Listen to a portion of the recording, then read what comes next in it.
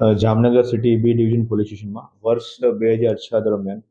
Double મર્ડરનો બનાવ બનેલો હતો અને જેના આરોપીઓ એરેસ્ટ કરવાના બાકી હતા. તો આ બનાવને અનુસંધાને ઘણા લાંબા સમયથી આરોપી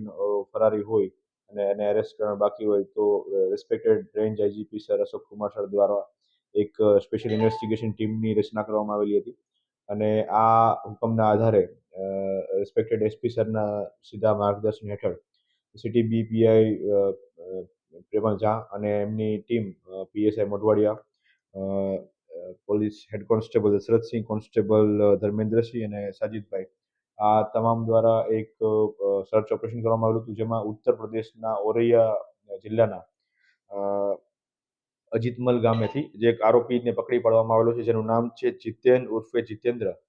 ઉર્ફે જીતુ ગુપ્તા ઉર્ફે જીતુ પોરવાલ સન ઓફ રામચંદ્ર